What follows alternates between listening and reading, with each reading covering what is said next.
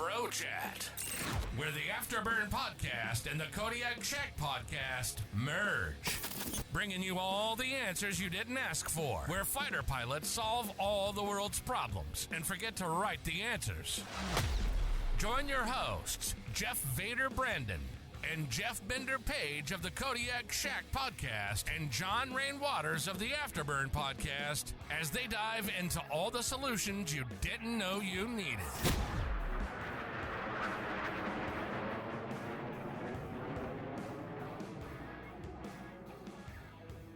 Hey everybody, and thank you for joining the Bro Chat for a Somber event, which on this Memorial Day weekend, we thought we'd take an opportunity to get back together and talk about some of our friends over the years. Unfortunately, flying jets means that I was told a long time ago that it's not inherently dangerous, but it's extremely unforgiving. And I think flying jets is exactly that. So we'll talk about some of our friends that we've lost along the way and remember those people. So thank you for joining us. Thank you, everybody, all of the Afterburn podcast fans and the Kodiak Shack podcast fans. So thank you all for being here, and we'll let Rain take it away. Yeah, hey, thanks. This definitely, it's somber, and it's kind of weird when you start to look back, like how fast things have moved along, and then you start looking at the list of the buddies who are not here. But mine started right off the get-go, and I'll start with Alec Littler.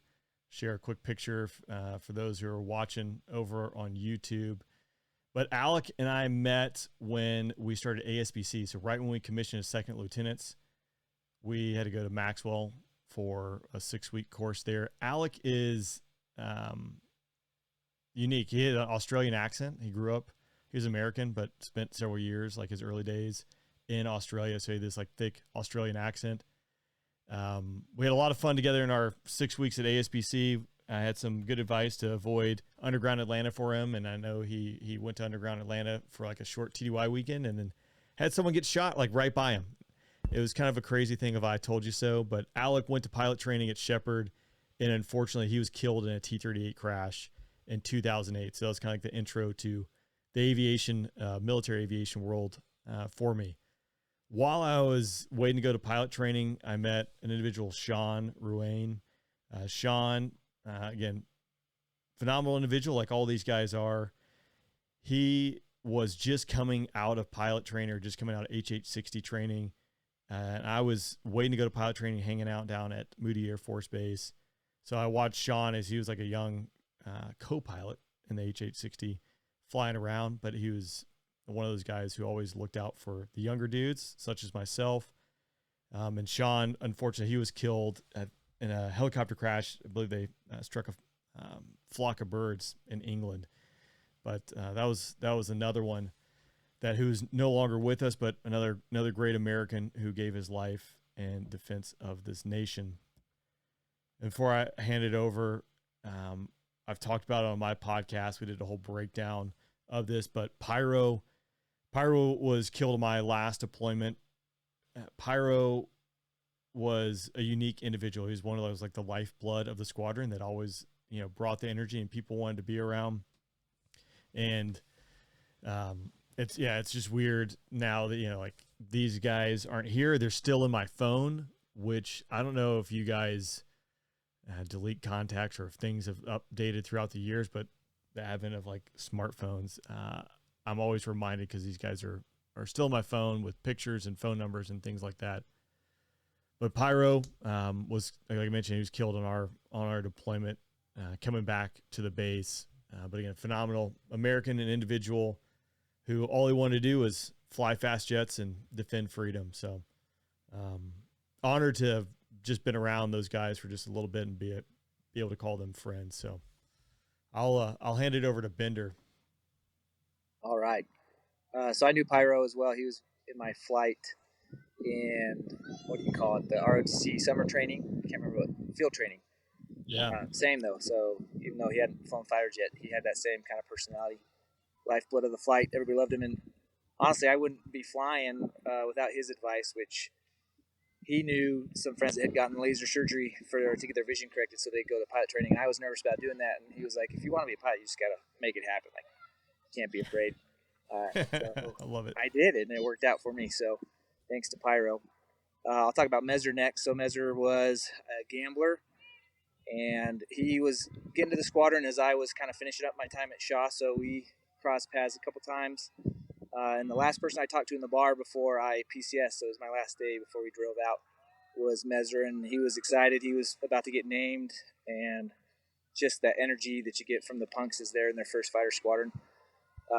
He touched a lot of lives even in the short time that he was a gambler. So, and we talked in some detail about his accident as well. But he was doing some pretty hard stuff, and I know it's just a reminder of, again, we ask a lot of really all the service members, but pilots flying at night, tanking in pretty tough conditions, and Mezer, he was kind of deep in it when that went down. And then I'll talk also about Major Blair Faulkner and student Lieutenant Matt Emmons. This happened when I was at Columbus Air Force Base. He was a class ahead of me. So we had hung out a bit, and so he had already tracked the T-38s, and I was about to track, I think a couple nights from that accident, but their T-38 had an aileron failure right on takeoff, so the worst possible luck, and it flipped the jet over, and neither of those two were able to get out in time. So it was pretty sombering right at that moment to kind of see that happen right at the beginning of my pilot experience, and I'll never forget those two. And then I think it goes to Vader from here. Yeah. Thanks, Bender. And unfortunately, you're always happy that it's a small community because you know everybody. But then when someone does end up, dying in a crash, then everybody knows them. So Mezer was one of my students. In if you are watching, and the picture that was up of him was when he was in the 8th Fighter Squadron. So I flew with him on 2 sorties, I believe. And a great guy, C-17 Loadmaster, who got rated or got picked up to go to pilot training, and then F-16. So awesome dude. It was definitely sad to see him go. The first person I'll talk about is Cajun. So he was Thunderbird 4. He unfortunately crashed in 2018, and I saw him about a month prior. So I was out at Nellis where the Thunderbirds are, and we were hanging out and just it was catching up. We were in Misawa, Japan together. He was my instructor pilot for my flight lead upgrade, one of my sorties, ACM. It went slightly below average, as you would expect from me. And but yeah, he was a great instructor, a great guy. And I don't know if he came up with it in the fighter community, but I definitely heard it from him first. And he said, just be a good dude. And I think that was one of the things that he tried to do. And he definitely instilled that in the younger generation as he instructed them and taught them the way of the fighter pilot. So it was definitely he was a great example of what it means to be a fighter pilot, a good person, good fighter pilot. And so it was sad to see him go as well. And then the other person I'll be talking about is Guns Garin. So Guns Garin Memorial Foundation, a bunch of the people in the squadron started a nonprofit after his passing. When you fly jets, you don't assume you're going to lose any friends flying planes, but when they end up passing away flying planes, it's a little more, not understandable, but you kind of are like, okay. But sadly, Guns had just what would be considered a normal or a non-invasive or not a big deal procedure, and sadly it went sideways, and so Gunn ended up passing away as a young guy for not even in the airplane. But what he did do, he was a weapons officer, so a tactical leader in the squadron, and the weapons schools always talk about humble, approachable, credible, and he was all of the above. I mean, he was one of the most fun guys in the squadron, but he was also one of the most tactical guys in the squadron. So it was great to learn from him and to work for him and with him. So I appreciated that chance. And the Guns Garin Memorial Foundation, any of the people who listen either to the Afterburn or the Kodiak Shack podcast, we've had them on talking about the good stuff they're doing. So we appreciate that our friends are still keeping his name alive and doing good things, because Guns was definitely a good dude. And then absolutely. Yeah. This I don't know. Yeah, we were talking like this is not easy stuff, and it doesn't matter how many times you go through it. Like, obviously, the only thing you can do is carry these guys' legacy on, be thankful for what they did and what they were and what they meant and what they stood for. And I wish I was more eloquent with words and could do it better, but here I am with guns in particular. I was actually just editing, and it's also going to come out with this, but when I went up to the golf tournament, I sat down with his wife, Kelly.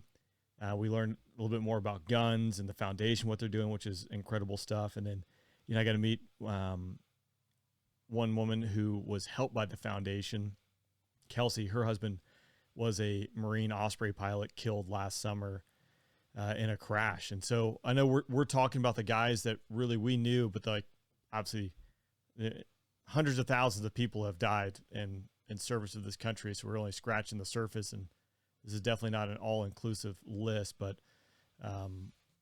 it's a small tribute, hopefully, to pay homage to just a small portion and make people, again, be appreciative for all the freedoms we have, because people have laid down the line.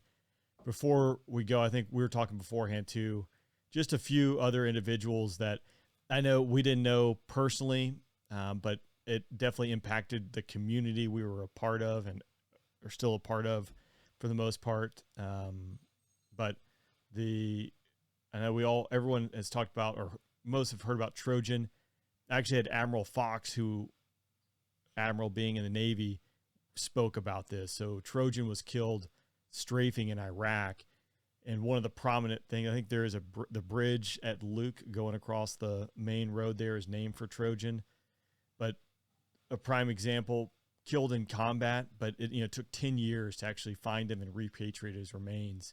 So you can just imagine what the family was going through during that time period. But, it touched so many different facets, and I think it also shows just how woven together this community is. Moose is another one that I actually flew with a few of the guys from his squadron in the last year or so talking about this, but Moose was killed transitioning an F-15 down from Barnes, then came down to New Orleans to get some radar work done on it. I have not read the accident report verbatim, but I think at high altitude there's some suspected that there's hypoxia involved, and being in the high 40s, there's not a lot of time for you to recognize. And I think it possibly is recognized. I don't know if you guys know any more about it, but I think the effects were starting to happen. He was trying to get the jet down safely and lost consciousness, I think is what they assumed.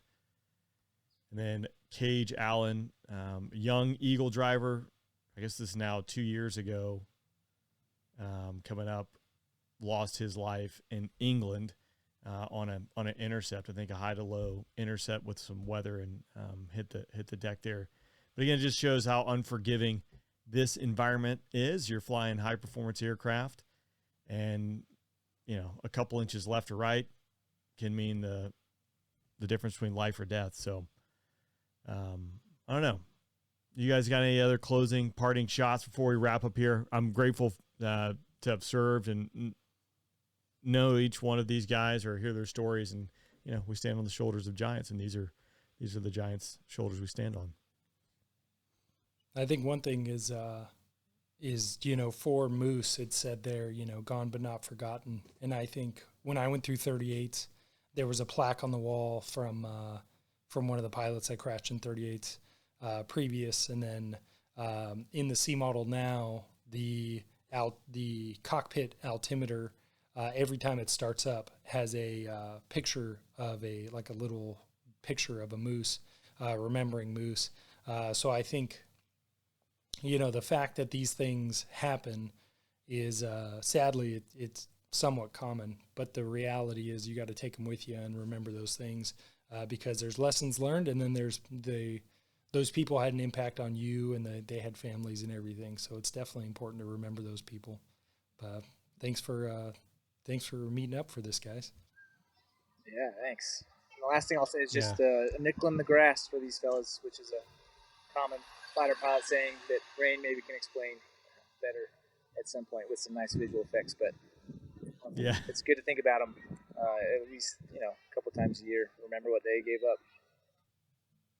Yeah, nickel in the grass, and despite all the noise that goes on, I think in the news and the media and life, like we live in a pretty great country, and there's some amazing individuals who have sacrificed and made the ultimate sacrifice so that we can enjoy these freedoms. So this weekend we honor them. So if you're sitting by the pool or at the beach, I hope you're doing that and enjoying it, because that's what those guys would want, and that's what they want you to be doing. So I'm thankful for that, and I'm thankful for all the blessings I have because of guys like this. Same. Awesome. Thanks, guys. All right. See you, fellas. See ya. See ya.